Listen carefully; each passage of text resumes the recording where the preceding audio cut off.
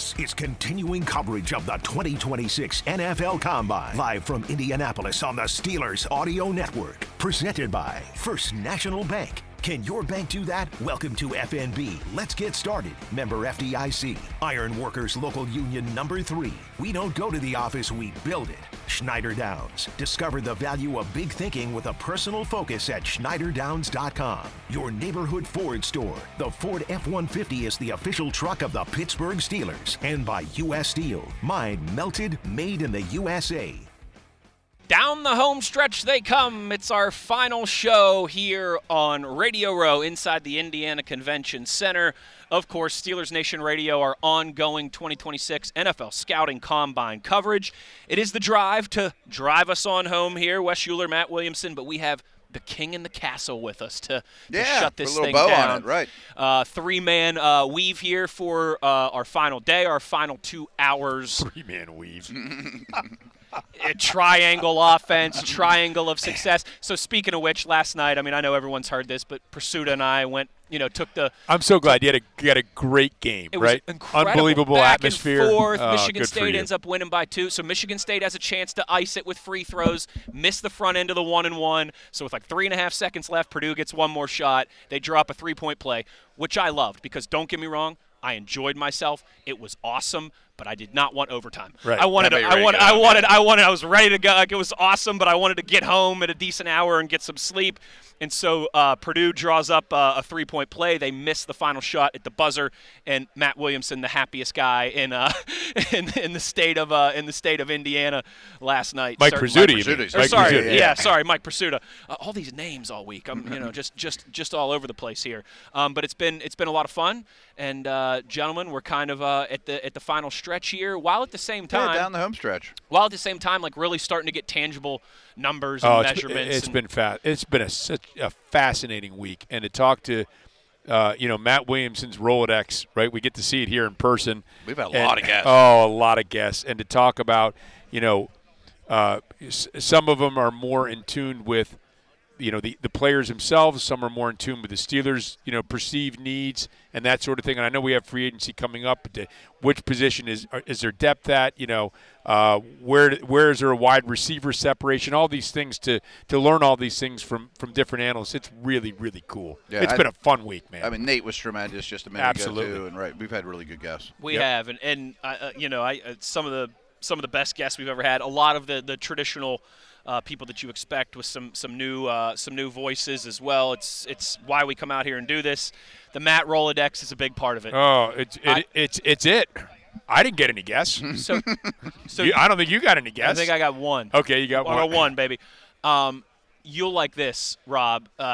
This is Dale used to tell. I feel like we'd have this same conversation like last day. I like your every fancy year. Combine gear, by the way. Yeah. I got a nice little. If you're watching on YouTube, I didn't get one. Okay. Nah, he has a source. Yeah, I've got a source. My anonymous NFL scout sources.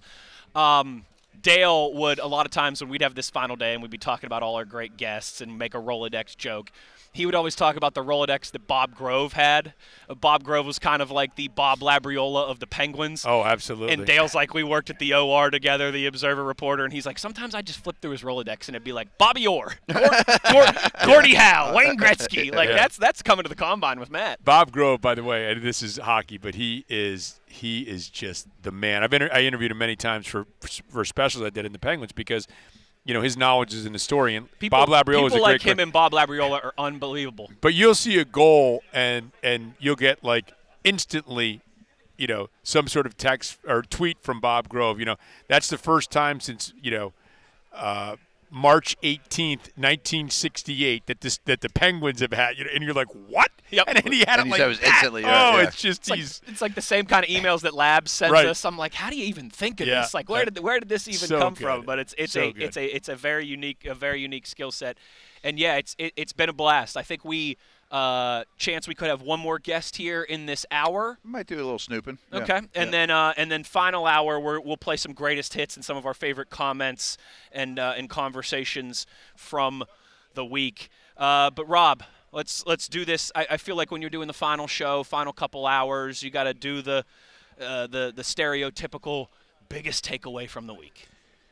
I think for me, first of all, just listening to I mean, just you have to kind of try to be a sponge here and just listen to what everybody's talking about, because everybody here knows far more about this than I do.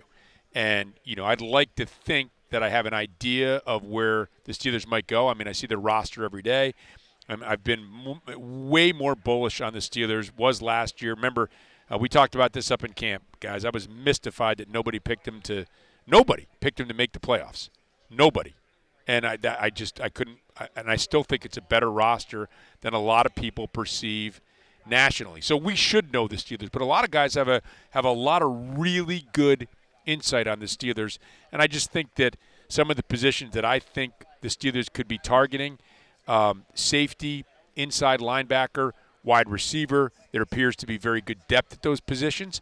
How will that influence what they do in free agency? I don't know, but that was one of my biggest takeaways was just people over these last couple of days, and I mentioned this to Mike Tice, Wes, on Tuesday, if I'm the Steelers and I'm drafting a receiver, it's Casey Concepcion. Now after talking to a couple other guys, that was after we talked to a couple of Matt Williamson's buddies. Now it's Mekhi Lemon, So, but just the fact that, they could go into this at some positions that I think that they would probably like to. Certainly they want to add at receiver, but would like to add at maybe safety or inside linebacker. That those are one of the things I've learned here is that those are positions that you could start thinking about in day 2 in the second and third round. Where the Steelers will have 4 picks on day 2, and that might be even wide receiver extending into that. That might be fruitful waters from which to fish for the Steelers. Or in which to fish. It's a good question. I think in which to fish. Hey, now you got me thinking. If you give a man a fish, you feed him for a day. But right. If you teach a man to fish, you feed him for a lifetime. Not me. You've never seen me fish. You're starving if you're counting on me with the fishing pole. It ain't happening. Dinner's not happening. Matt, same question. Biggest takeaway, biggest kind of thing that you didn't expect to take away from this week that you're now sitting here on Friday thinking about? Yeah, a lot of the same things Rob touched on. But, I mean, to take it a step further, I thought our guests were tremendous, not because I grabbed them, but I just know that they're really knowledgeable people, and I hope all of our listeners got different perspective on the team, these prospects. I definitely did. I think Rob did. I think Mike did. I think you did. But Omar Khan is so good at setting the team up to have resources in the future. The best is yet to come from the offseason, and this team's got a lot of cap space, a lot of picks, a lot of options. I just urge people to think what this roster is going to look like in 2 weeks, let alone after the draft, That's well said, and I think we've seen so many – Free agency's like a minute away. It really is. Yeah, it is. We're going to get back to the ranch and next week get back to our normal the busiest schedules, week of the year, by the way. And that's what we're going to be the NFL, really hitting on. They're such a machine. Oh. You know what I mean? I mean, the Super Bowl ends, and now you have, you're in the meantime, you're talking about college bowl games and East-West Shrine and all these Senior Bowl and all these different things. Then you have the Combine, and everyone's getting stoked about that. And then it's free agency, and as soon as free agency is over, it's the draft, and it's the draft in Pittsburgh. By the way, I'm continuing the excitement tomorrow. I'm going to be going to that film at the Science Center. Football Town. The Football Town. I can't wait to see that. But then we got the draft. Not only the draft, but it's coming up in Pittsburgh. And then, that ends, and boom, here, rookie minicamp. Let's go. It's sensational. I keep thinking I'm going to exxale on my career and get a nap, and that ain't happening. Yeah. Sleep fast. Right. Sleep on the way home. We're stuck in that cycle that all these prospects are stuck here, where you think it's gonna stop, and then nope, and then the next event, and then nope, and then the next event. And Matt and I will be at the owners' meetings in about a month, drafting. I think you'll probably be there for that too, won't you, Kinger? I will not be there. Oh, baseball opening. That's right. Yeah, that's right. Root for our home team. And then the draft, which is going to be a monster as usual, plus it's in our backyard, which makes it even more special. Rookie minicamp, OTAs, and then bang, we're all back at Latrobe at the end of July. It happens very quick. The NFL has done it very well. What are your takeaways? My takeaways are I'm not completely sold it's going to be a wide receiver. I agree with what you guys said. I'm not completely sold it's going to be a wide receiver at 21. I still, if I'm going to Vegas and it's a roulette table or something, that's the chip I'm putting down. But I don't think that number, that percentage, I'm not as confident in it as I was coming here. Yep. I think it's because they're going to add somebody in for before that. Right. Yes. I think it's first or second round though. Yeah, I would agree. It's got to be priority, and I wouldn't even hate to see 2 of those top 100 picks be used on wide receivers. But that was my biggest. I came here not thinking that they were pigeonholed into having to take a wide receiver, but that anything else would be a bit of a head scratcher. I do not feel that's the case now. I think there's some real offensive line options. I think there's some real defensive line options. There'll be some options in the secondary too that they could have that if they want to go that route. So that would be, I think, my biggest takeaway of the last few days that we have spent here on Radio Row inside the Indiana Convention Center. Wes Uhler, Matt Williamson, Rob King with us on this special edition of The Drive as we wrap up, put a bow on this week's proceedings. We will be back. Potential one last final fun guest that we might bring at you here. We're going to go knock on the door, see if he's out. Going to have to return on the other side to see who it might be. Uhler, Williamson, King, live on Radio Row, Steelers Nation Radio on the Steelers Audio Network.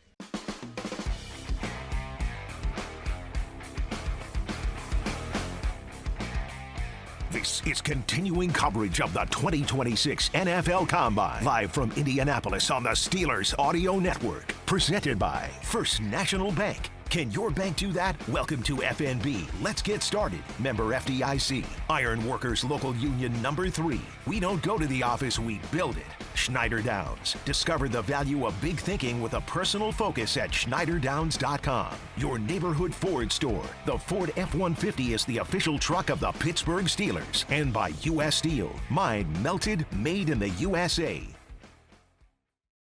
Final programming here from Radio Row, Wes Uhler and Matt Williamson. It is a earlier edition of The Drive and a special edition of The Drive because we have, of course, the host of In the Locker Room with King and Starks. Dashing off a message to Missy Matthews as we come back. Yep. The ever whimsical Rob King.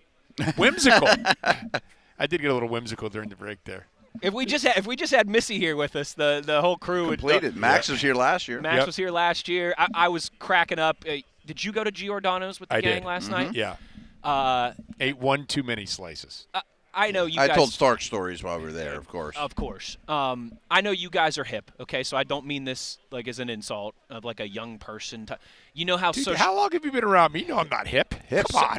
You guys are hip. I've never been Rob hip. King, you send me streaming, you send me Apple Music links to stream music, okay? Yeah, from guys that put out music 30 years ago. Hip. Okay, Matt Williamson knows all the best podcasts in the sports sphere. That's hip. That's hip. Do you guys know how on a lot of social media? Yeah, but like Guns N' Roses is new music to me. That's my favorite analogy with Matt is like I'm playing rhythm guitar for Slash. You know what I mean? Like that's a great place to be. You're in Paradise City if you're doing that. Paradise City. Yep. Bob Weir playing rhythm guitar for Jerry Garcia. Where was I going with this? Social media apps, they will give you like memories, like on this day 7 years ago, and it's a picture of you and your daughter in Scotland or something, right? Mm-hmm. I got one today on my Instagram 2 years ago, and it's Moats at Giordano's. Arthur Moats, former Steelers linebacker, former broadcaster on this network, like with the pizza scooper doing the cheese pull of the deep dish. Yeah, because you have to do that. The whole cheese is pulling, and the look on his face is like, because that was the first time we took him there. It did the trick last night. Well, when you get a slice, and this is Chicago deep-style pizza, Giordano's is a famous Chicago place, and they've got the place here in Indianapolis, and we've gone the last 2 years, and I'm sure you guys have gone many years before that. But you pick probably up about 10 years in a row, I'd say. You pick up the slice, and the cheese is nowhere in sight. It is just buried underneath sauce and olives and pepperoni, and it is like you caught it. It's like a slice of lasagna. It's like a slice of lasagna. I mean, two or three is a lot. One would have been ample. 3 was at least one too many. and Max went full Monty. Right? He took the whole pie down. The same pizza. As an 8-cut. The same pizza that washed it down with a bowl. By the way, I'm a big eater. Like I eat a lot. I love to eat. I'm a big eater, but that's it. The same pizza that Matt, Dale, and I shared. Max was like, "I'll do one of those for myself."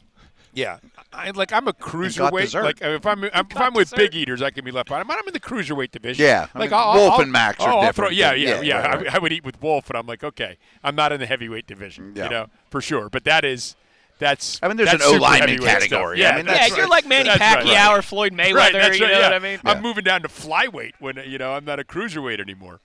Guys, we continue to have some numbers and measurements and those type of things rolling in here as players continue that portion of this process on the field stuff going on later tonight. Michael Trigg is a name that we've talked about. Yeah, you bring him up a lot. I totally get it. Big, mammoth, athletic, freak tight end from Baylor. 6'3" and 6'8" for height. Okay. 240 pounds, 10.5-inch hands, 34 1/4 arms, 84 1/2 wingspan, longest arms and wingspan of any tight end in this class. Wow. And I think he's a test really well and all that good stuff, too.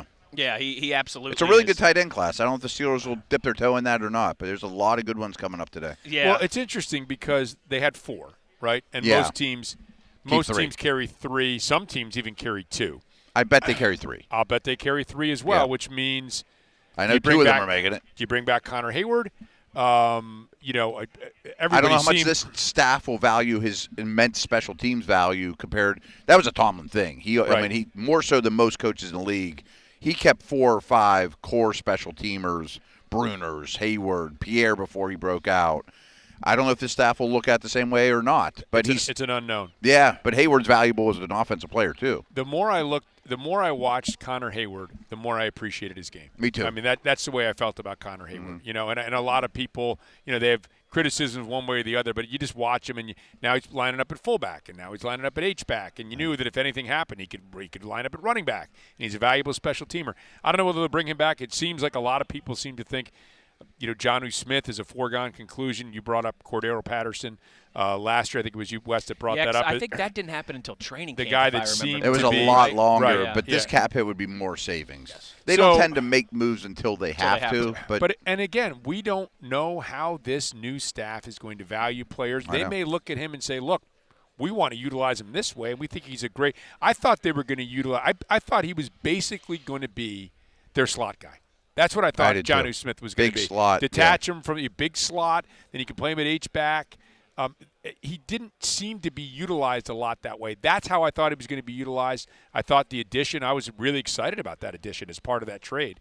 I didn't look at him like a throw-in. I'm like, no, that's a valuable I was like, whoa, piece. wait a right? minute. I was like, Got that should 88 be. balls I last thought year. that should have been part of the headline because it wasn't part of the headline. You're skimming down and you wait, they got him too, and it just. But again, so we don't know. Everybody's thought, well, they're going to cut this guy or that guy. Look, just like we said, there's probably 2 guys on the roster that are going to be helped, 2 guys on the roster that are going to be hurt. Most times good football players are good football players, right? Cam Hayward's not going to be hurt by the addition of a new Watt will staff. be just fine. Yeah, right, yeah. So, Zach Frazier, right, these guys aren't going to be hurt. But there's going to be some guys that, listen, you're more of a fit guy for the other team. You're not quite a fit guy for us, other way around, or maybe somebody that you felt was underutilized or what have you. But the other piece of that we don't know is how they're evaluating players that we either think are going to be cut or we think are on the bubble or what have you. They may be looking at them and saying, look, we're going to utilize this guy differently. And so he may not even, some of these guys that are just blithely being thrown out as cut candidates, we don't know because it's a new staff. Another thing Wes and I haven't talked enough about, and it could be a good conversation for next week on the drive because free agency's going to be here in a minute, and you keep bringing up Jalen Naylor. Right. Which Jon Ledyard had a really high grade on. I think he makes a ton of sense for the Steelers. But the reason I mentioned that name is think of all the coaches that come from other teams. Right. Like Jari Evans might like a offensive lineman from the Saints that we're not thinking about. You know what I mean? Absolutely. There's right. all these resources that they worked right. with last year. Right. That don't be surprised if there's connections. Not only were there connections to McCarthy with his staff, there's going to be connections to new additions from that staff.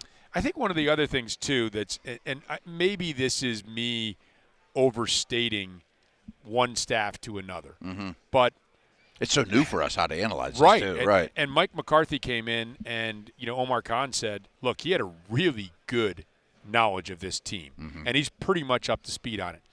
But, up to speed on it, I wonder if that is different or whether the difference is negligible or appreciable even in the margins for a player or two about being through camp with a guy, having seen them at the Senior Bowl and doing the scouting as Mike Tomlin did so much of, and then seeing him up at Latrobe and seeing him practice and all these different things, all these different, how much is that important to it? And as a coach coming in, all you can really do is look at the tape and lean on past. Sure. Past They're going to ask relationships. Curly You and might, Arth. sure, Right. You might have some. So I don't know. Maybe that's me. Trying to find something that doesn't exist. I really don't know. And the coaching fraternity is a small one. I'm sure that they had buddies on the Steelers staff too that are gone. Right. Hey, what'd you do with this guy? Or that type of thing. Sure. Not to mention Omar and Andy. These guys know exactly how they were used. Exactly. That's exactly right. And you wonder if maybe they're going to lean on them a little bit more. Not that you don't lean on them a lot to begin with, but a little bit more because I didn't have lunch with these guys in the dorm. Yeah, exactly. We do have a guest coming up. We got a special guest coming up, so we're going to take a little bit of an earlier break here so we can make sure we've got time for our final guest of the day. Thor Nystrom on the other side covers the Vikings and the NFL draft. Oh, we could ask him about Naylor. Yeah. We can ask him about Brian Angelico. Yep. That's the connection I was making. And of course, a J.J. McCarthy question or two that we'll have to throw in there. So it'll be a lot of fun. We'll talk to him when we come back here. Wes Uhler, Matt Williamson, Rob King rolling along on Radio Row, a special edition of The Drive, Steelers Nation Radio on the Steelers Audio Network.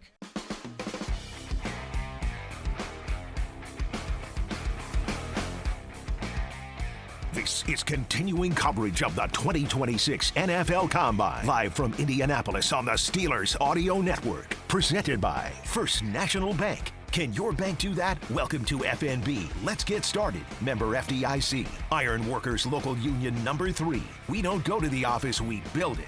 Schneider Downs. Discover the value of big thinking with a personal focus at schneiderdowns.com. Your neighborhood Ford store. The Ford F-150 is the official truck of the Pittsburgh Steelers. And by U.S. Steel. Mind melted, made in the USA.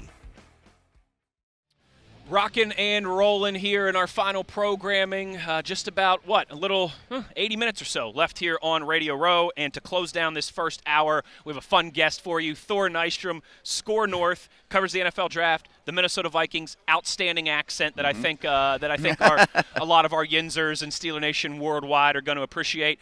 Thor, thanks for taking the time, and how's the Combine been for you so far? It's going great. Going great as always. Thanks for having me, boys. Appreciate it. Yep. So, yeah, go ahead. I think that's the same thing. Just real quick, though. Thanks for having me, boys. Did you hear the boys there? That's so Minnesota. I love it. That's what I say. Thor's from where they filmed Fargo, right? Oh, yeah. It's awesome. Yep. It really is cool. So we're both going to ask you the same question. Yeah. So, the Steelers obviously are in the market for wide receiver help. And my guess is that they're probably going to add 3 like they did with defensive line last year. That would mean probably 1 in free agency, 2 in the draft. A name that comes up because of Brian Angelico, the new offensive coordinator, his ties with the Vikings, is Jalen Naylor. So what can you tell us about Jalen Naylor? Because I think a lot of people would like to say, hey, listen, maybe too many mouths to feed in Minnesota, and maybe this is a guy with some untapped potential. I like this one, and I like Jalen Naylor. He's a good player. You look last year at J.J. McCarthy, the quarterback rating when he targeted various receivers on the team. By far the highest was Jalen Naylor. Oh, really? It wasn't even Jefferson's close. on that team. Yeah, right. It was like double with Naylor in comparison to Justin Jefferson. Like, it's wild, checking that out. They had really good chemistry, but Naylor has also come on as a player. The more he could stay healthy, when we were at his NFL Combine, it was the durability with Jalen Naylor and some of these nagging injuries. Had some earlier in his career, but as he stayed healthier, the development there has turned into a really good player. And to your point, I don't know if the Vikings can keep Jalen Naylor because you have a lack of resources there. And I had wondered, because of the issues that Jordan Addison had and the most recent arrest that he'd had, would the Vikings sell low on him and then try to prioritize Jalen Naylor as a free agent signing? I thought that might be a possibility, so too. That was sort of what I was, thinking maybe.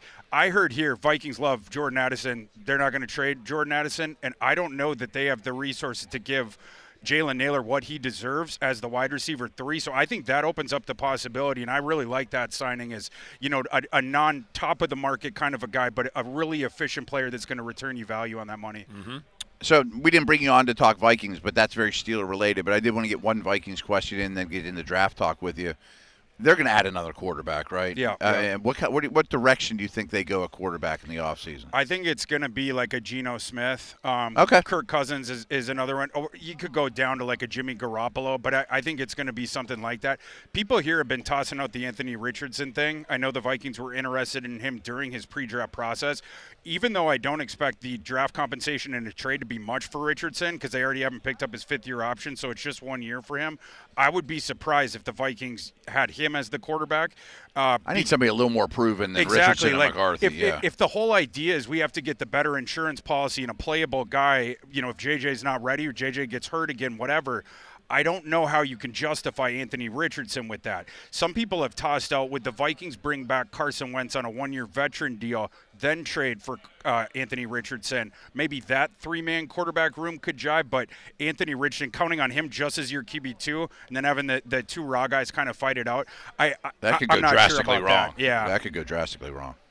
Let's talk some draft with you, of course. I'm sure this won't surprise you, but in Steeler land, plenty of conversation about wide receivers. We know Mike McCarthy likes to live with 3 on the field. The Steelers currently only have 3 on the roster, and one of them, Ben Skoranek, Pro Bowl Ben Skoranek, special teams, gets upset when you call him a wide receiver because he wants to be known as a football player, not just a wide receiver. So they clearly have some work to do in that position group.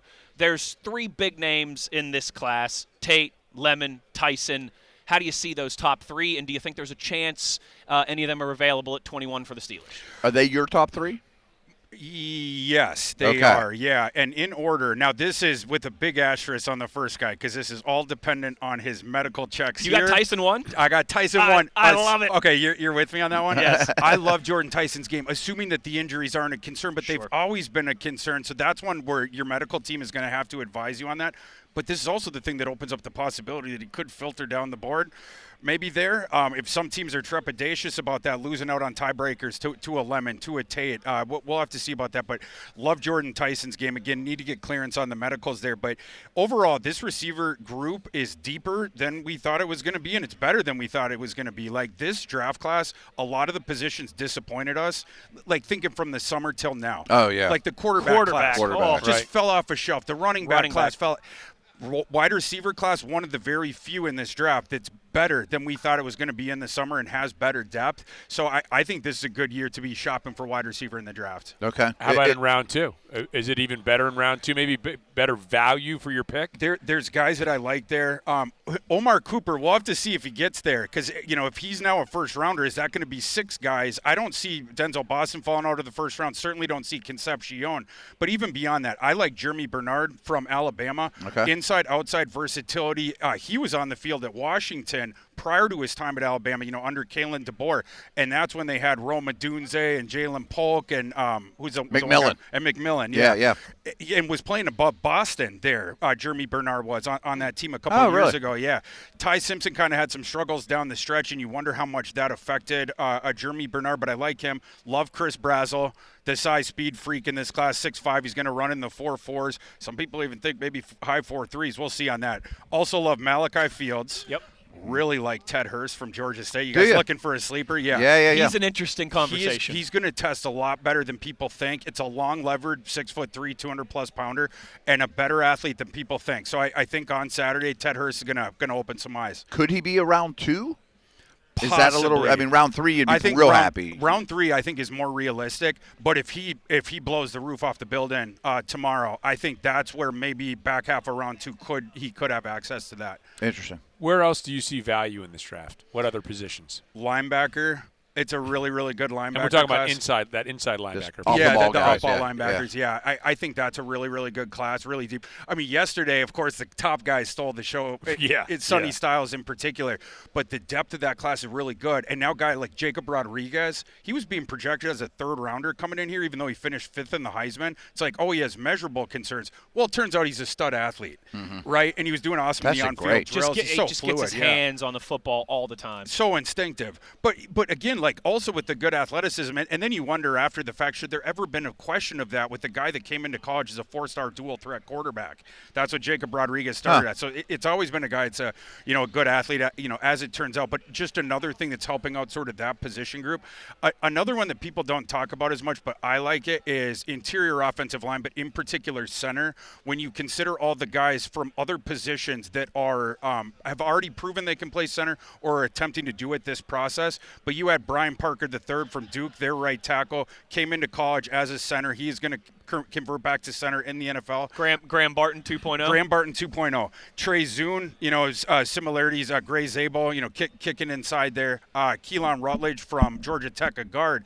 But he's been practicing as a center all process. Even Jennings Dunker from Iowa, he is trying to prove this process that he maybe could be an option at center. And then you add I didn't realize all that. Okay. Yeah, so a lot of guys getting added there. And then, just the pure centers, the Connor Lews, the Logan Jones is like the center class wasn't terrible, just the true centers. But you start adding in all those other guys. I think this is a better center class than has been given credit for. And I think for the Steelers, it would be more of that hybrid guy that they would be looking at. They're not clearly with Zach Frazier. They're not going to be looking for a pure center, but if you could find a guy in the middle rounds that could be a potential starting guard, but also give you depth at center, even be a quality swing man, that might be something they'd be looking for. I think Keelan Rutledge might be a name for you guys. Round 3 from Georgia Tech, a really good attitude on that kid, really good athlete, and he has that versatility and was just great at Georgia Tech and at the Senior Bowl.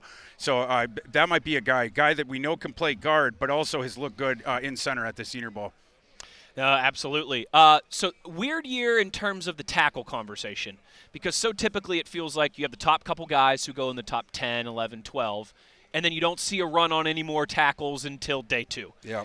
This year, like the exception to the rule where it feels like, Maui Goa, Fanu early, but then you could have some guys in the teens, some guys in the 20s, Super Bowl contending AFC, NFC championship teams who could get tackles at the end of the first round that we very rarely see. Do you have of that group of the Proctors and all these other tackles? Ian Achor from Arizona State, anyone that stands out to you?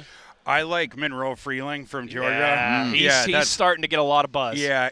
Just an insane athlete, and both of his parents were athletes. The on-field athleticism metrics with Monroe Freeling last year, 99.8th percentile on-field athlete with the in-game athleticism with the GPS on that. Just an amazing athlete and an ascending talent. He is not a finished product yet, but could be a guy late first round there. And then I have to say that I like that Ian Achor kid from Arizona State as well. He's new to the sport. He plays mean. He plays like a bully, and he also is a good pass protector. Usually the guys that are newer to the sport, the footwork out there and the technique is, you can get a little cross-legged, on the counter moves and stuff like that. And this guy is a lot smoother than I was expecting watching his tape as the pass pro guy, but I also like him coming forward. I don't know that the Steelers would go round 1 at O-line, but he's the one I'd love to put at left guard this year and then left tackle next year. I think that could work, because I think his game absolutely translates to the inside, but whereas some people maybe heading into the process, you think that's how they're sort of seeing him. I absolutely think that guy's a tackle. He's a tackle. At the next left level. tackle? I think he absolutely could play that. Yeah. Okay. Yeah. Just because of the pass pro with that athleticism, I trust him on the boundary. So that's a guy absolutely. And with Matt's idea, bring him into the building for a year, get his sea legs under him. Yeah, and then play some NFL football. Exactly. Right. Maybe make an easier transition there. I think one of the other things that you just mentioned, I want to ask you about that. This GPS. Look, there's a lot of people, and our good buddy Mike Prizzuto, who was on earlier with us, says, look, and people have called this the underwear Olympics, right? Disparagingly. We all know this has value. But it would seem to me that athleticism you're talking about when you're wearing pads would be a really interesting this is the first I've heard of it. I mean, it's just widely used around the NFL, this athleticism with pads on thing? More and more. The one team that was the first one to do it is the Rams, that were putting as much or more weight in the in-game athleticism against the combine testing. And of course, but they haven't drafted well. What do they do well? Yeah. A couple years ago, they had that one draft where they didn't have a first-round pick, and I don't think they had a top 50 pick, and they just destroyed that draft. Everybody. That was the Nakua's draft, draft, the right? Puka draft? The Puka draft. Yeah. It was just one guy after another, and they're always grabbing guys where then on the telecast it's like, that guy doesn't have good measurables, but he's a really good player. But a lot of times their in-game athleticism is better than their testing. This is the first I've heard of this. This is fascinating. So even at like the Senior Bowl, they're putting it up on the scoreboard now. It's becoming real public knowledge. Wow. Yeah, and the Rams, they skipped the combine now. Now they're the most, I don't know if you'd want to use the word obnoxious franchise with this. Outlier. Like we don't won't lie. We'll be kind. Thank Yeah. you. Oh, well put. Matt's more professional than me, but They win a lot of games. they win a lot of games, and they think there's also, like someone like me, I think there's no such thing as bad data. I want to accrue as much as possible. That organization, they're choosy with their data, and there is some data that some of us would consider that they would omit. But they care, like I said, care a lot more about the in-game athleticism and their opinion of your tape than they do of your testing scores here. Now Jacksonville has adopted that too. Of course, the GM coming from Los Angeles, so that's becoming more ubiquitous. Less of a presence of a team at the combine, but more getting into your in-game athleticism scores. Boy, we got trepidatious and ubiquitous. I noticed that. Right. Tremendous. Those dudes from Fargo know what they're talking about. Yeah. Do you have a day 2 nose tackle that has at least a little bit of pass rush, not just a stump in the middle? I want to know the answer to this one. Yeah. So a little bit of pass rush. Yes. And this guy now I know is going to go on day 2 after yesterday because he did not test well. So this is not a popular name to bring up right now. Bama? Big Citrus. I was going to say Lee Hunter from Texas Tech. Oh, I like him okay. Too. Because I'd love him to fall today. He had gotten that steam like leading up to this event of people like I think Lee Hunter's a first rounder now, but he had like a 25th percentile size adjusted testing day yesterday. He barely got off the carpet in the vertical and stuff like this. This is one where it's like I don't care. This is a 330-pounder with super light feet. I've seen him knife into the backfield over and over and over again. His athleticism scores, for some guys, and this goes back to the in-game athleticism. For some guys, you care about it. For other guys, you have the confirmation from the tape and how well they move around on the field, and that supports their game, and they're really good with that. That's my opinion of Lee Hunter. So if he falls into the 50s, sign me up for that. Yeah, and it's a possibility now with how poorly he tested. I'm curious about the advice that Lee Hunter got.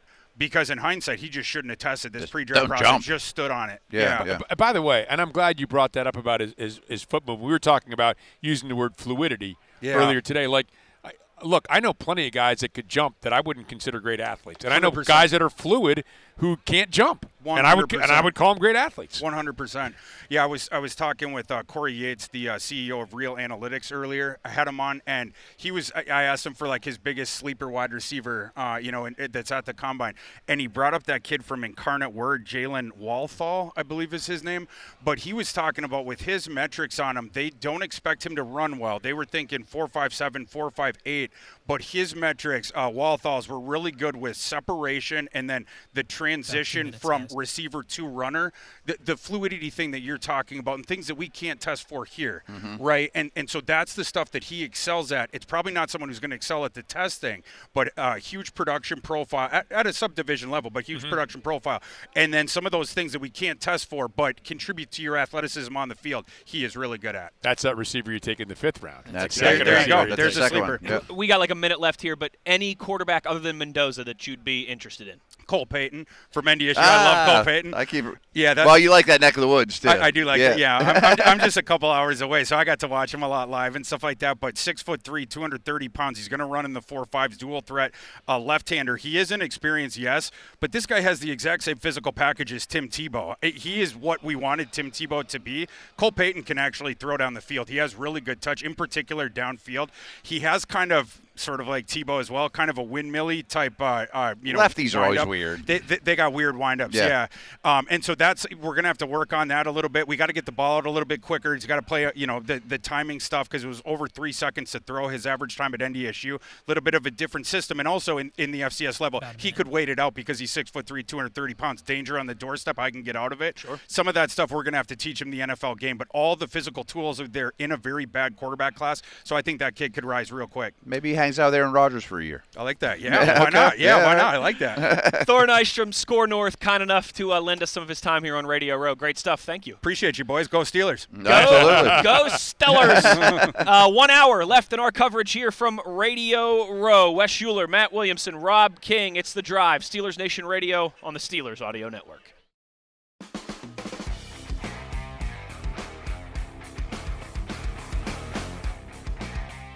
This is continuing coverage of the 2026 NFL Combine. Live from Indianapolis on the Steelers Audio Network. Presented by First National Bank. Can your bank do that? Welcome to FNB. Let's get started. Member FDIC. Iron Workers Local Union number 3. We don't go to the office, we build it. Schneider Downs. Discover the value of big thinking with a personal focus at schneiderdowns.com. Your neighborhood Ford store. The Ford F-150 is the official truck of the Pittsburgh Steelers. And by U.S. Steel. Mined, melted, made in the USA. Back here in Indianapolis, and our guest and man having fun during the commercial break. You know, going down memory lane. Hear what's going on because Nate Tice, football analyst from Yahoo Sports, Dad Mike Tice, we're talking about how he was recruited at Pitt, and Nate was a grad assistant as you were at Pitt, and much later than me, a little younger. All of the right.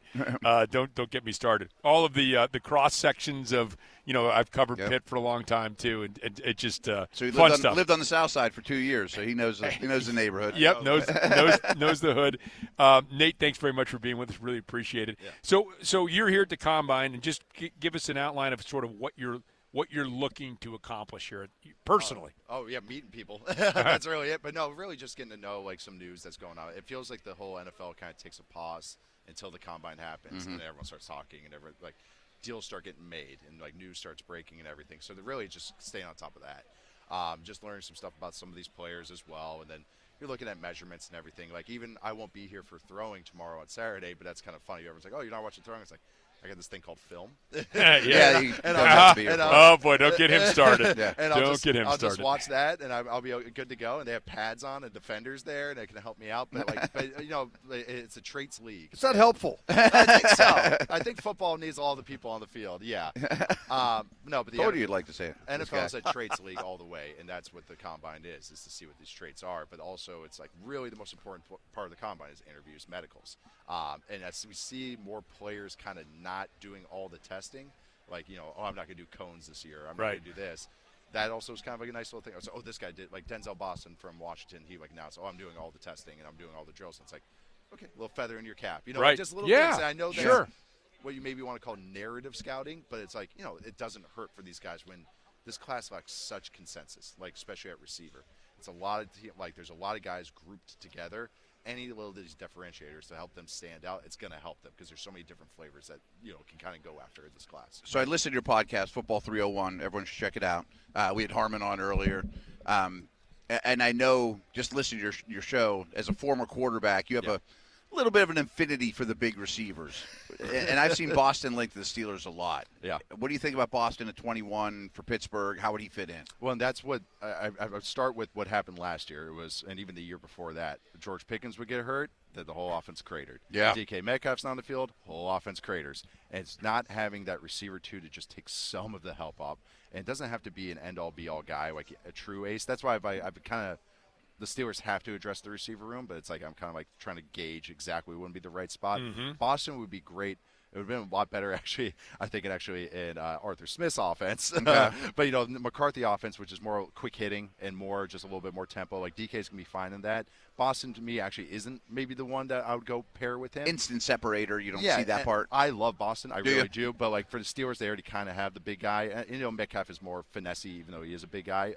Boston is that true ball winner type. He's a true X. It's just there's some hat on a hat there that I'm kind of like, okay, they are a team that I can justify going to Mekhi Lemon, who's a little different skill set, works from the slot. I think he matches what McCarthy would like to do a lot more. But just because they get open quicker? Quicker, yeah. Attacking underneath. Having said that, like Carnell Tate's, as of this point right now, once you got to see testing, got to see everything, but he's my receiver one. But like right behind him is Boston, and I think I'm one of the. Oh, he's two for you? For me, wow. He's one of the higher guys for me because it's hard to find a true X skill set.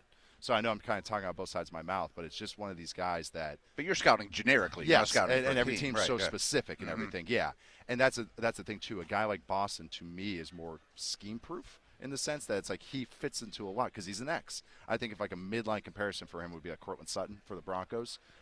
Matt Harmon has compared him. He's going to love this because he said it once under his breath, and then now I keep saying it on every other show. Stealing it? Yeah. Yeah, he nice. goes, and I keep making sure. Matt Harmon said this. Make sure you clip this.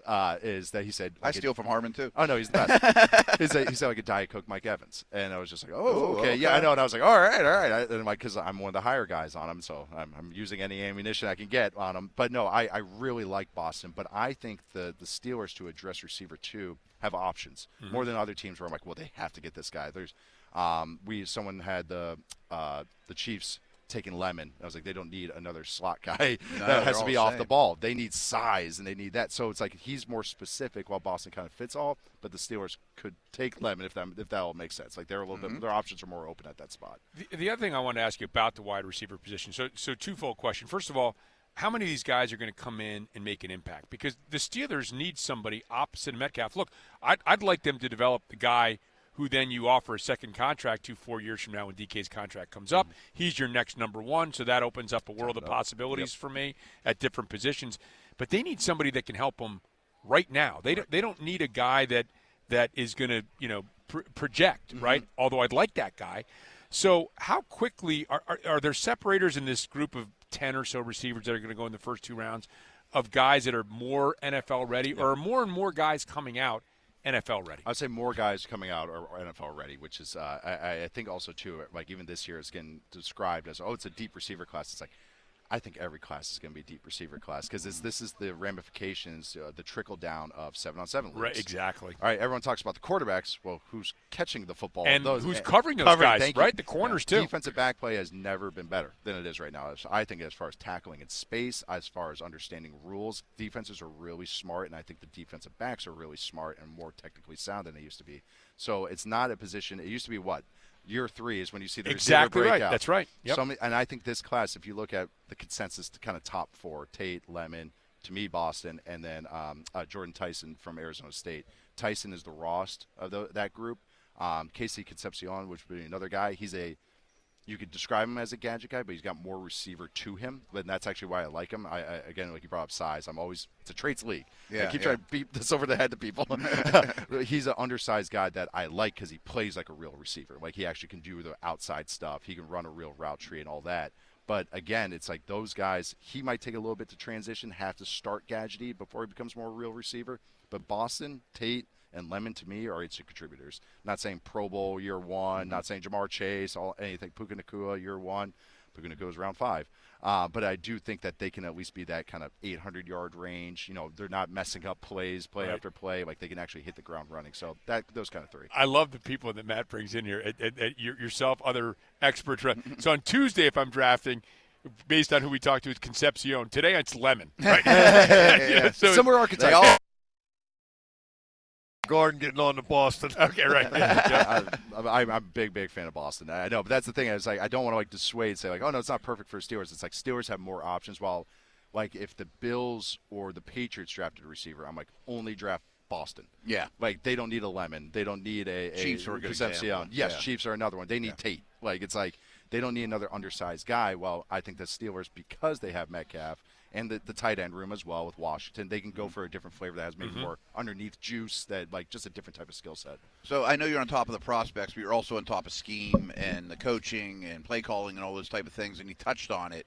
What should Steeler fans expect going from Arthur Smith to McCarthy? A lot more quick-hitting passing. Okay. that is – I got to see who the quarterback is. That's the other thing. Let's assume it's Rodgers. Okay, assume it's Rodgers. Okay, slant flat. So get ready for that. No, but it's as West Coast – it's as traditional West Coast as it gets. And McCarthy actually has gotten kind of like – I wouldn't say underrated, but he's like actually a better play caller and a play designer than I think maybe he gets credit for. He's good. No, it's just a lot of traditional NFL concepts. So you're going to see a lot of quick game. If it is Rodgers, he's going to have more freedom to do like, smoke routes to Metcalf, or he's signaling stuff. He's going to give him that freedom, which is, if that's good or bad, we will see in a few months, assuming but you're going to get it. Yeah, exactly. Yeah. It's going to get it. But it's going to be a lot more gun heavy. It's going to be a lot more, plays at the line. Their attack was never really downfield as much. They didn't really kind of like work a lot of like high-low concepts because Rodgers was not really about that. If you notice, even last year, there's a lot of times he just takes a one-on-one. Even if it's Calvin Austin against an all-pro corner, he's taking a one-on-one. It's like Valdez-Scantling. Yes, it's like yes. Yes. It's like read it out, read up the trip side. But McCarthy's offense kind of plays into that a little bit too. It's like it kind of morphed into what Rodgers preferred. But that ball was out quick a lot. It was a lot more quick hitters as opposed to Arthur wanting to do more downfield stuff. It wasn't perfect with Rodgers. That's not, but what he wants to do, attacking over the middle. Do you think Rodgers today fits McCarthy better than he fits Smith? Yeah, For sure, right? Yeah, it's just because that was just at times to me it was a little square peg round hole. And like that example I just brought up where he took the one-on-one, I would see Arthur Smith designing something, and I'm like, it's so like in a classic, you guys know, but like a classic concept, like if you have a trips concept, it's like I can work the trip side against a look, or if I like my one-on-one, I can just take that. Right. Rogers had Devontae Adams a long time, Right. so he's like, different, right? I'm just gonna take the one-on-one, and he like never untrained himself, if that makes sense. So Arthur Smith's like, well, I gotta get to this. And Like I all think, this good stuff that you're right. yeah. Yeah. And Arthur also, that offense, ideally, if you looked at what it was in Tennessee and even in Atlanta, whether it was Marcus Mariota, whether it was Desmond Ridder, whether it was Ryan Tannehill, it was play action and then play action with in-breakers. Rodgers doesn't really throw dig routes anymore. He doesn't want to throw picks, and he doesn't want to chase down the pick. Like he doesn't until it gets into 2 minute, and then all of a sudden he becomes a totally different player, like in the 2 minute drills because he lets it loose. So it was never a perfect fit for it to totally unlock each other. So they kind of try to do two different silos, kind of trying to like you do a little of your gimmick and I do a little bit of my gimmick. It's like two wrestlers. Like, all right, get your stuff in, and then I'm going to get my stuff in, and then we'll finish the match. That's what it kind of felt like. It was like, let's just get through this. While McCarthy's just by default, it's going to like work a little bit better, be more cohesive. Is he going to care about the running game, McCarthy?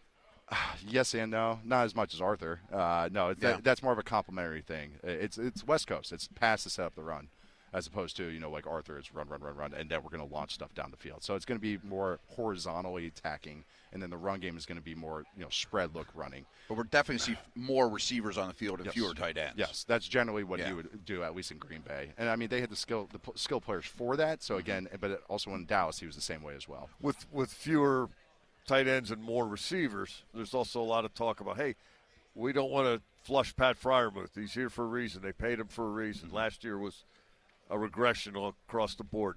What do you see for him? Freiermuth, it's one of these things where he doesn't have that plus attribute. Like he's like a fine blocker. He's like a fine receiver. I did think that the times that he stepped up was, again, those 2 minute drills, especially attacking down the seams.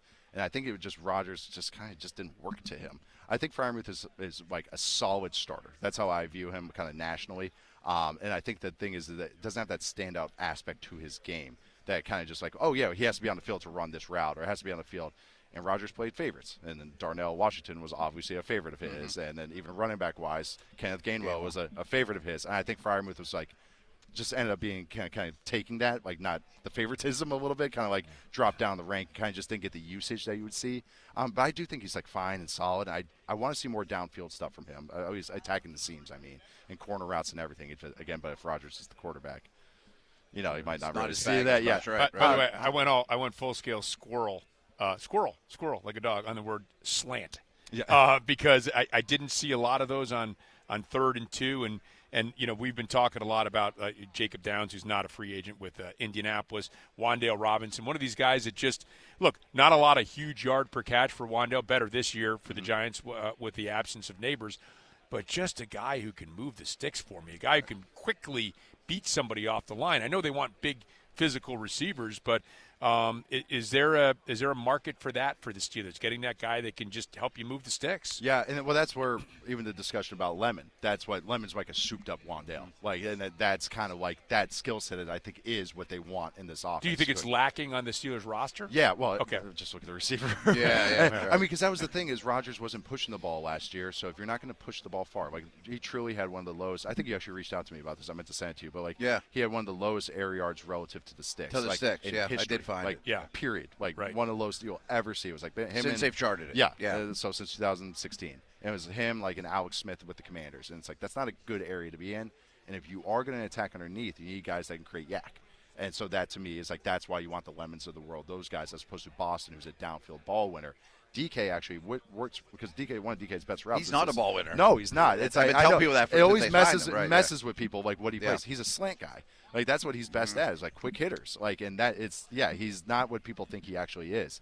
But that's if Rodgers is going to play this way, you then need guys that post Rodgers can contribute, but even in this little timeline that hey, we can take this 2-yard slant route or 2-yard flat route that we're going to throw a bubble and he can create a first down of it. He can be the Randall Cobb of this offense. That's what this offense that's a good really call. is. Yeah. The Randall Cobbs of this offense, not just Jordy Nelson. I know you're more offensive, but are you dialed in with Patrick Graham at all? What they can expect defensive changes? Yeah, I've always really respected Graham. He's kind of been like the defensive coordinator on a lot of bad teams, and always a lot of bad players. A lot of bad players. Not great head coaches and either. at the end of the year, you look and he's like, oh, they were like 14th and Yeah. DVOA and all these advanced stats. Yeah. And then you watch it, and they're really sound. They do like when he was with the Giants. That was the first time he caught my attention. It was when he was with the Giants, and he was doing some cool stuff with Bradbury. James Bradbury, and just how they were doing a lot of cover 2 rotations that a lot of other teams do now. He has Patriots background, but he doesn't. His style is not very Patriotsy. It's kind of his own thing.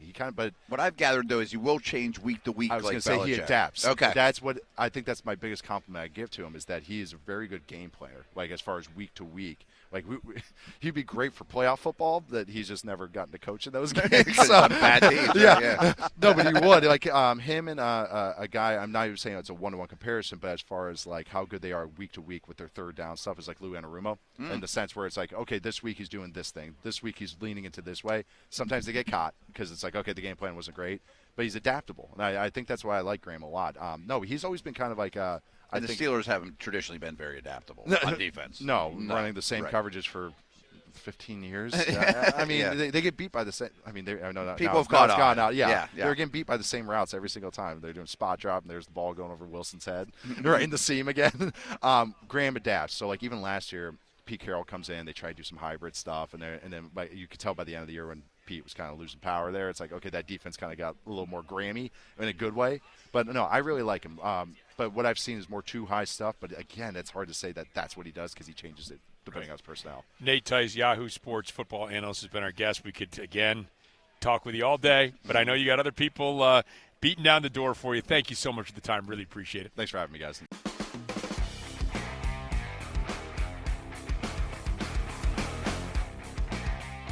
This is continuing coverage of the 2026 NFL Combine. Live from Indianapolis on the Steelers Audio Network. Presented by First National Bank. Can your bank do that? Welcome to FNB. Let's get started. Member FDIC. Iron Workers Local Union number 3. We don't go to the office, we build it. Schneider Downs. Discover the value of big thinking with a personal focus at schneiderdowns.com. Your neighborhood Ford store. The Ford F-150 is the official truck of the Pittsburgh Steelers. And by U.S. Steel. Mine melted, made in the USA.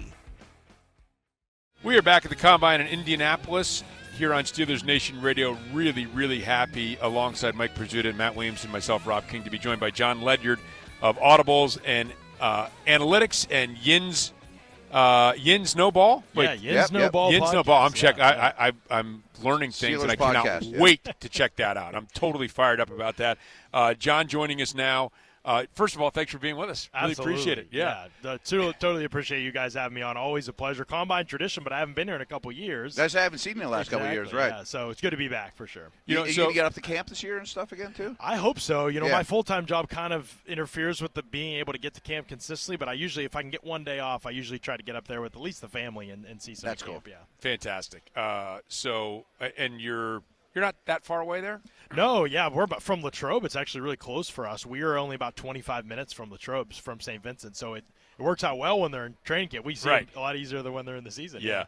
So, John, I wanted to ask you, I think that for the Steelers, the analogy I've made, and I think they would agree with this, is that wide receiver to this team is what defensive line was last year. They're going to get probably 3. I would guess 1 in free agency, 2 in the draft. Knowing that, I don't know whether they're going to go first round or second round. So for me, because there seems to be some depth at the wide receiver position, I don't know if we want to talk about the wide receiver position first, but but for me, what's interesting too is what would be their next position? Would it be offensive tackle? Would it be safety? Yeah. Would it be inside linebacker? I suspect, and I don't know as a lot of people are thinking about, I would suspect safety would be pretty high on their list of wants. And so you've seen this safety class.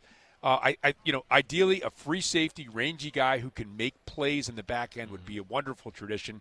Not only for the Steelers, but the other teams in the league would be looking for him too. So, does that guy exist only in the first round, or could the Steelers get a guy like that beyond? And what are some names maybe they could be looking at?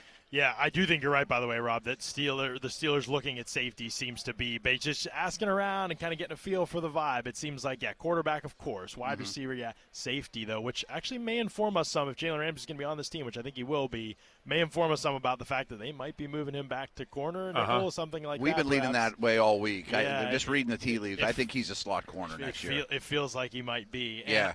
I think when you look at the safety group, there's 3 guys that really stand out as probable first rounds or top 32 type of picks. Whether you have them graded there or just they're going to end up there because of how the draft kind of slots out at other positions. But I think obviously Caleb Downs is going to be off the board by the time the Steelers pick. Dylan Thieneman from Oregon is another player that's really interesting. I would say if you're looking at just true free safeties in this class, guys who play on the deeper halves of the field and when you're too high or single high with real range to the sideline. If you watch Dylan Thieneman at Purdue before he transferred to Oregon, you see a guy sits in the middle of the field and reads it out really fast. So he's breaking on throws down the sideline from a single high alignment before the ball's even thrown. And it's like really great feel for everything happening on the field.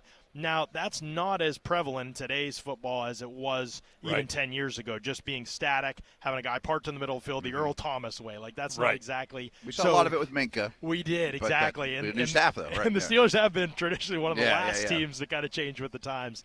But I would say Thieneman's one. Emmanuel McNeil-Warren, interesting player. I think might be off the board as well. There's a lot of buzz about him. He's a Toledo guy, if people don't remember. Yeah, the Toledo safety. The other guy that's really interesting is LSU safety A.J. Halsey. He's the rangy guy. When you describe the way you described it, Rob, is exactly what A.J. Halsey is. If you watch just his interceptions from this past season at LSU and last season as well when he was at Houston, you're thinking, oh, my goodness, this guy's going top 10 for sure. Now, there's some other rough parts of his game. He's tackling. big, too, yeah, for a free. That's the thing. He's 6'2", 224, he told me he played at last year. Wow. As a free safety, Right, but he doesn't really play in the box that well. He's okay there. Tackling needs some cleanup.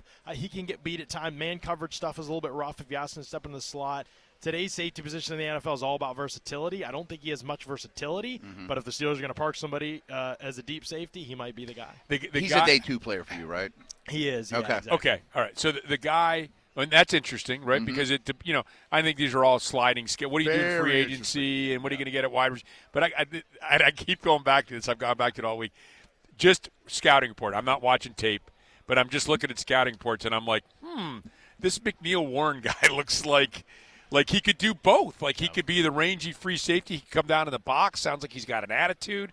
Sounds like a nice player. And who likes the Mac guys better than Pittsburgh? I know, exactly. That's why you think they might be inclined to him. He's also got some swagger to him. I don't know how much that'll change. Mike Tomlin always valued the swagger part. I don't know if that new regime will feel like value it as highly. But I would say with McNeil-Warren, interesting thing about him on tape is that he also has a lot of really high-end plays, and I think he can do a little bit of everything, which is valuable and probably a little bit different than Halsey in that way. The big difference, I would say, McNeil-Warren has some really odd, kind of sloppy tendencies on tape. Like these things weren't coached out of him. I'll give you an example of one of them. If you watch McNeil-Warren on tape, watch how many times he is like messing with his helmet or his mouthpiece or his face mask before the snap, almost like a nervous tick. I don't think that's what it is, but he's doing this constantly before the snap to the point that he's a beat late to everything because he's messing with his helmet constantly. I watched the first game of the season. I'm like, this can't he's like continue. ADD or something it's strange. Really funny. Yeah. I think the equipment guys can get him a helmet that fits, though. You know what I mean? With the Steelers, right? Week 1, I was like, this can't continue all season. No, last game of the season I went to. Same thing. He actually goes into the box to take on a block with one hand on his mouthpiece. He takes on the block with one hand. It's like, I've never seen this kind of like, so it's just little things like that. And a beat late in the MAC might work. That is against the Ravens, it doesn't. So it's just very interesting stuff with him where, like, I'd love to sit down with him and see what's going on. Exactly. If it's coached out of him, then I think like he can be a really good player. But he has some other things like that with tackling and just like where his eyes are each snap and like how much of the full field he processes at once. Whereas I think little assignments he does a much better job with. So interesting player, but a player I'd want to sit down with. Okay, I'm going to let you guys ask the questions. I just have one more question. Is there a drop-off point?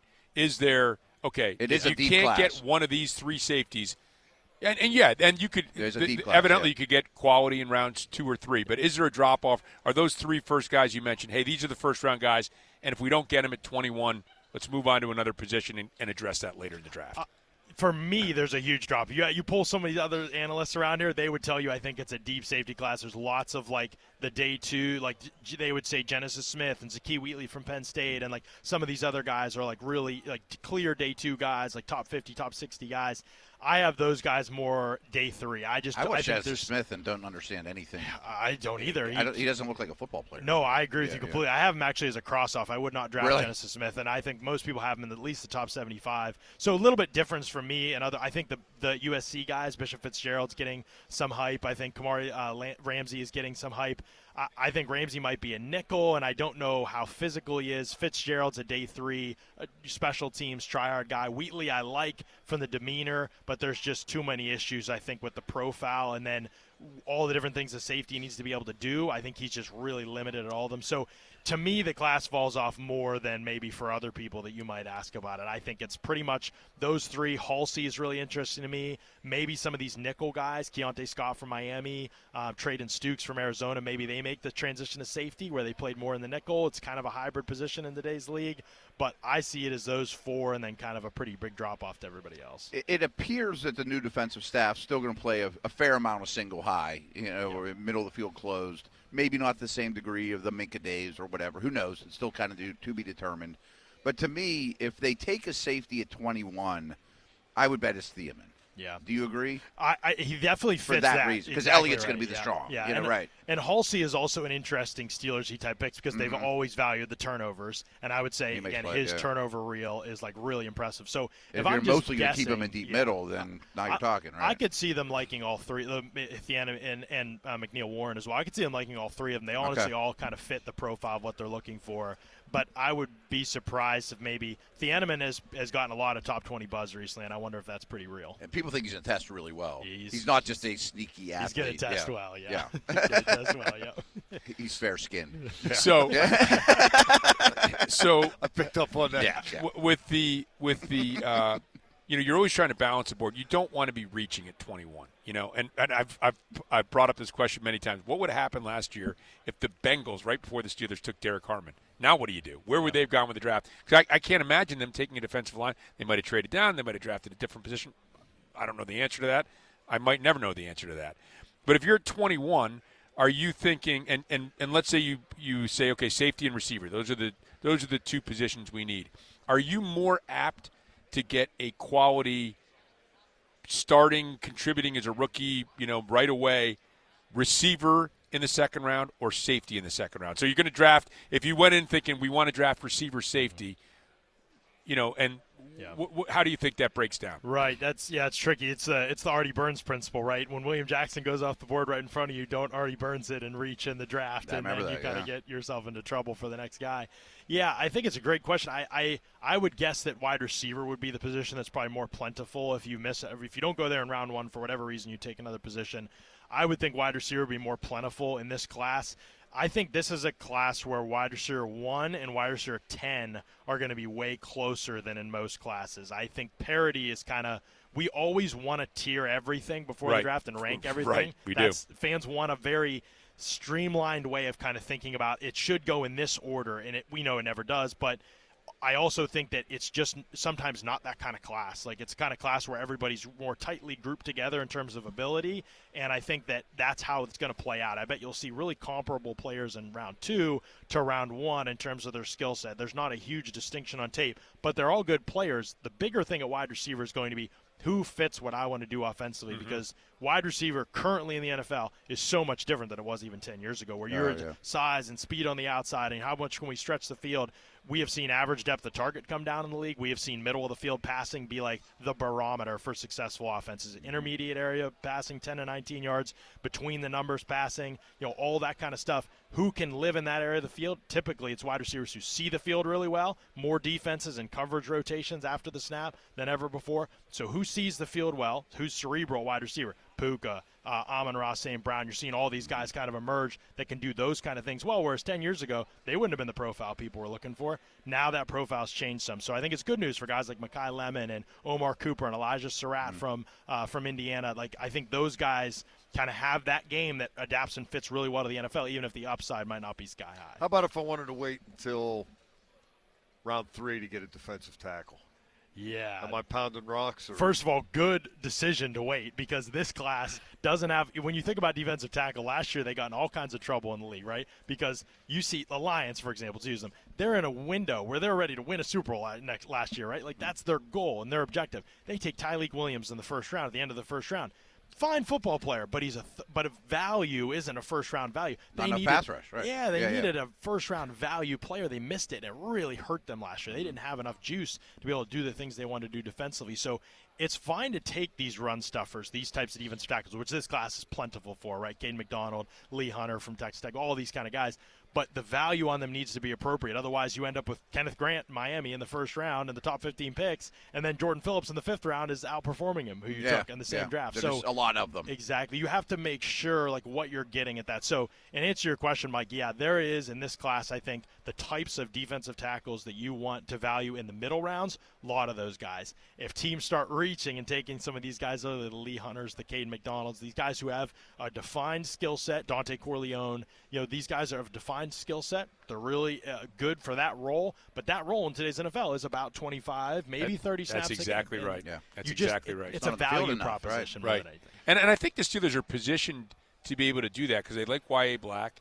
That could allow them to move Benton to tackle. And, of course, they've got Harmon and Cam. So a guy that, maybe the third round is worthy of that 25 to 30% snap count if he can really be a good player? Yeah, I think so. And I think there's guys like that in this class. McDonald's probably one of those guys, Ohio State connection, all that stuff. Now, people talk this time of year, he's going to go in the end of the first round, and maybe he does. I mean, it is really hard to say at this position. You'll have big swings year to year. Last year, they all went higher, I think, those types of players. Other years, they've all gone lower. I mean, we remember when Andrew Billings fell in the draft. It was like, whoa, he's going in round 4. That's crazy. Those teams were like, yeah, we don't think he can rush the passer. And so it seems like there's really dramatic swings with it. So hard to say who will be there. But I like McDonald. I think he's a good run stuffer. I think what you have to watch sometimes is blocks on his angle will get him and drive him off the ball. His vision needs to improve. I think a lot of playing in the inside is how fast you react and then how fast you see everything. Do you sense where the blocks are coming from? Can you recognize them enough to be able to counter the concept the offense is running? I think he can improve a little bit in that way, but he's the kind of guy you want in the locker room too, which I think will matter a lot to Pittsburgh. And the other part of it is he's talked about the Ohio State connection and the relationships he already has with people in Pittsburgh. So that's one I think that will probably make a lot of sense. Similar to how Zach Frazier, everybody kind of knew it. Right. And going up to it, that it would make sense. This one's one that I think I'd have circled. How about day 3 tackles, offensive tackles? Oh, my goodness. Is there a project? I would love to have, the kid from William and Mary last year, Will Grant. Just sitting around for a year. A lump of clay that you don't have to start him this year, but maybe next year you can put him in there. Yeah, it's interesting because you are going to be able to probably find guys like that. Where I'm at with the tackle class right now is that I think there's a lot of guys that fit the description that are probably going to go way higher because the class. There's a tax on tackles, right? Yeah. And the class last year was insane. I mean, you can watch all the edge guys in this class and then watch what happened to tackle in college football, and it's like makes the edge guys so hard to evaluate because all the tackles are bad, and so you're just like, what do I do with these guys? And so I think there will be. I mean, where these guys will go in the draft, I think remains to be seen. Like Spencer Fano is going to go high, right? It looks like Monroe Freeling from Georgia is going to go high. I thought this wasn't happening this year. And so, we need a bunch of them. Oh, yeah, it's the best part of this combine. Some shrimp cocktail? Yeah, you can't eat it on the air. You won't be able to talk. Yeah, that's true. We got one for you. My voice will dramatically change. Oh, yeah. You won't be a good guest anymore. That's after we get a break. So, I think there's guys in the class at tackle that you can look at in day 3, and we'll see. This process will help determine who's the project guys. There's a guy named, his last name's escaping right now, but Bacon, so his name from Purdue, that's like a really toolsy day 3 type of tackle that start off the year really rough, hasn't played much football. Those are the kind of guys, though, I value a little bit more than guys who've played a ton of football because sometimes at tackle, when you've played a lot of ball and you're not very good, Broderick Jones was honestly kind of an example of this, guy who played a lot. But bad habits. It's harder to unteach stuff and so then much teach muscle it. memory at that position. Alejandro Villanueva we saw up close here. You think about Jordan Mailata. Some of these guys right now, Ben Chukwuma in Tampa Bay is a guy, that third tackle there, they're developing. So sometimes not having the bad habits really helps you at tackle, and that's where I think Bacon would be in this class. Ideally, you'd like to find value, right? And I think the Steelers, we've talked about this a lot. I think every year now they're going to add somebody to that defensive line. It would make sense maybe to look for that nose tackle type this year if you don't find a guy you love early. We've talked about an interior offensive lineman. Just keep adding them. You never know when a guy I'm drafting develop 2 a new good player. no matter what. The other position that I think would be maybe sneakily on their radar would be inside linebacker. Yes. Because Cole Holcomb's going to be a free agent. I think Malik Harrison is considered a cut candidate for a lot of people. Patrick Queen's going into the last year of his deal. I would think if you could find somebody, I'm not, you got to win this year, so maybe that's not a first or second round pick, but maybe it is a third round pick. Can you find a guy like that? And if they found one with Peyton Wilson, can you find a guy like that in the third round? Yeah, this is a really good linebacker class. That's the exciting part. Now, some of those things are going to require – there's going to be some development needed for some of these guys. And, like, I think of a Jake Golday from Cincinnati, a guy who played kind of like in the overhang, like a big slot type of a role. And I think transitioning to a full-time stacked backer is going to be difficult. Peyton Wilson was in the similar kind of role, and transitioning has been an adventure for him. I think he still has a lot of promise, by the way. I'm hopeful that with a new regime there can be more patience with Peyton Wilson. I think he had a really tough lift last year with how much – and I like Keanu Benton, but how much Benton was in his lap on a regular basis. Like, it's hard to play linebacker when you're still learning to play stack backer, and that's the position you're in consistently. So I'm still excited about his future, but you're exactly right. Malik Harrison probably not going to be a part, and nor should he be, I think, based on his play last year. Patrick Queen, contract year. That's one to watch, I think, this offseason. I know it's been floated. Maybe they could release him. I think he would be a player that they'd be interested in trading. At his age, he should still have trade value. He's not a perfect player. If you're not going to extend him, exactly. If you already know that. If you already know that and you're not going to extend him, are you really so gung-ho on this year, like we got to have him this year, but we don't want him long-term? It is a good linebacker draft, don't you? It's a good linebacker class. Then you'd need to get one in free agency, Devin Lloyd or somebody. You'd have to fill that void. Yeah, exactly. Lloyd would be more expensive than Queen. Probably, but maybe they think he's a better player. I think he's a better player. Probably, and they're willing to go there sort of. Nakobe Dean's another one really interesting. What does Patrick Graham kind of value, too, in this role, I think is going to be really important. He's not had great linebacker play in recent years, and perhaps that's something where he's like, man, I need this specific guy to be my off-ball linebacker in the class. That, I think, is the sneakiest round one possibility for the Steelers that isn't being talked about enough. Even that early in the draft, because I think when you think about a guy like C.J. Allen, maybe could be there from Georgia, a player whose tape I absolutely love, who needs a little bit more development, but really good potential. Then you go later in the draft to Jake Golday as, again, athletic, developmental type of player. I'm not high on Anthony Hill from Texas, but other people are in that day 2 range somewhere. Jacob Rodriguez is not really who the Steelers would typically take, maybe, but he tested really well today, and I think a million plays. The tape's really good. The tape's better than Golday, better than Hill, I think, and now the testing's better than them. Sign me up. I think there's a lot there. So it's a really good class. I think they will draft one sometime in the first 3 or 4 rounds. Interesting. So we mentioned free agency. They're obviously going to add people between now and the draft. There's a couple safeties I like. Cook at Kansas City. The Colts have a guy coming off the first contract. And there's a lot of receivers. I mean, they're going to. I'm sure they're going to add a receiver of some sort. I don't know if they're going to trade for Brian Thomas or A.J. Brown or maybe sign Romeo Doubs. Is there a veteran receiver that you have your eye on? Ayuk, DJ Moore. I mean, there's a lot of guys that could be on the move. There are a lot of guys. The guys that are trade candidates right now, I'm really cautious on pretty much all of them. I'm trying to think. DJ Moore scares the heck out of me. Yeah, he scares the heck out of me. He doesn't do the little things well. He sort of let himself go a little bit on the details of the position. I'm get scared by that. I definitely get kind of scared even by an A.J. Brown proposition. Is he fully healthy? Declining. Is he declining? Is it the right time? Brian Thomas maybe that one is interesting because there was this, after rookie year, and then this past year was so disappointing. And I also wonder if he's too similar to Metcalf. At some point, you just need a guy who knows how to play wide receiver. And it's telling that the Jaguars were we're going to run a grown-up, real person offense. And then they went out and they went out and got Jacoby Myers. They started playing Parker Washington. Brenton Strange became the guy the offense ran through. And it's that's telling to me that they phased him out when the offense matured. The Steelers' offense needs to mature. They ran kind of a fake offense a lot last year, at least in the passing attack. It was kind of a BS type of passing attack, I think. And so players that can do those kind of things are who I'm really interested in, who can do the kind of stuff I described, be a cerebral player, read the defense, make the right decision, catch the ball reliably. They've been missing those types of things at wide receiver, those types of traits at wide receiver. Not really who Pickens is, not really who Metcalf is. Deontay Johnson was hard to be reliable. So I'm interested in Dobbs. Romeo Doubs is it. The other guy, that a totally different kind of player. But Wan'Dale Robinson, just a little guy that can get in and move the sticks for you. That guy highly productive, but Dobbs is a bigger guy. I think the Steelers want big guys. Yeah. They want big guys at that position, and Dobbs is a big guy. Yeah, what I like about Dobbs is the release package is all pro caliber. Like the way he gets off line of scrimmage against press coverage, the red zone work, if you watch just his low red zone work in Green Bay, unbelievable creating separation. That's a valuable area of the field. The Steelers need a difference maker there. That third down stuff, the red zone stuff, that matters for him.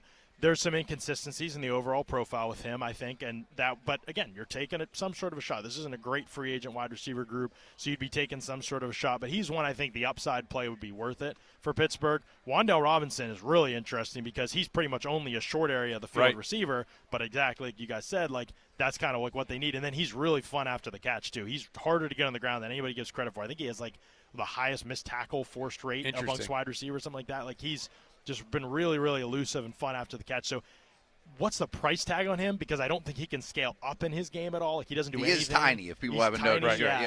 Right. But so what is the going rate for a player like that who there's not a whole lot of players like that right now in the league?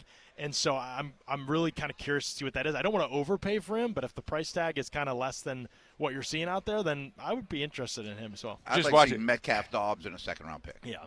Yeah, which is I think that would be great. Yeah. By the way, Jacob Downs for Indianapolis reminded me of him too. Like, you have Downs all the guys on the outside, and then it's like 3rd and 4, and he comes up with a 5-yard reception. You're like, I'd like to have a guy like that. I wouldn't mind prying Pittman away. I wouldn't mind that either. I like Pittman. Another good player, I think. But if he can just continue to play above the rim at the level he's at, I think he's never going to be like unbelievable, but he's got to play above the rim and just catch the ball consistently. That's the biggest thing with him lately. He just hasn't been like as dominant in those areas, but we've seen flashes of it. We know he's capable. We saw it in college. So I think if he can get back to some of that type of play, he'd be a really good difference maker. They're going to re-sign him, I think. I don't think. You don't think so? Didn't the guy from the Colts tell you that they thought they were going to try to squeeze him in? Yeah, he also thought Richardson was in the long-term plans too. So okay, as we all do with teams, we can be a little short-sighted with our favorite One teams. other receiver that I wanted to throw out there because of the connection with Brian Angelicchio is Jalen Naylor, another guy who – and again, if you're looking I'm not a scout. You are. You're paying attention to these things. You look at a guy. Maybe there's just not. There's too many mouths to feed up there. Maybe he's a guy with some upside. I don't know. What do you think about massive upside? What do you Michigan State more guy. upside than you can fathom. What do you think about a guy like that? His nickname is Speedy. What else you need to know? It's 3-cone time. I think when I made the free agent list for the Steelers, like who are the two wide receivers jumped out to me. Dobbs, who we talked about. Jalen Naylor was the other one. Okay. The reason why. When I watched Jalen Naylor last year, I thought, get what you said, like just is there enough targets to go around for this guy? And last year, I think it was more of a they should be able to use this guy more than they do. And the quarterback play was maybe dead last. I think it was the worst in the league. I mean, it was literally that bad. And if you watch him, though, he gets out of the top of his route at an elite level. Now, the rest of the game matters, too. Mm-hmm. Can you do it on the outside? What's the down-the-field stuff look like? You mentioned the speedy nickname. I think there's more he can do there. But he got out of the route really well on the break stuff, right? Any horizontal breaks in the route created the space really well at the top of the route. Caught the ball really well last year, too. Caught the ball really well last year. Along the boundary, caught the ball really well last year. So there's a lot of things. To me, he's the guy. Those two are the ones I want to see. Like, both the offenses they came from didn't prioritize their role a whole lot, but they showed a lot of talent, Dobbs and Naylor. They're the ones I would be like, look, nothing's a guarantee in this class. I want to stay away from the older guys. Who are the second contract guys that like are young enough? Which is their philosophy usually anyway. It should be, and it should be, yeah. There was a play several years back against Rutgers. Kenneth Walker was playing for Michigan State. He was running all over Rutgers, and he broke like an 80-yard run, and from the 40-yard line in, Naylor was running with him, and they high-fived at the 20-yard line. I remember that. While Walker was running into the end zone. I mean, this is theater. We got to bring Sign back. him up. Imagine Jalen Warren breaking one with Speedy Naylor. And, Naylor might be ahead of him if they did that because he's a little faster. Yeah, Jon Ledyard, man, this has been an absolute thrill from Audibles and Analytics. Also, Yins No Ball. Can't wait to check that out. Yeah. Thanks so much for spending some time and sharing your knowledge with us. Thanks, absolutely. Always a blast to talk ball with you guys. I appreciate it.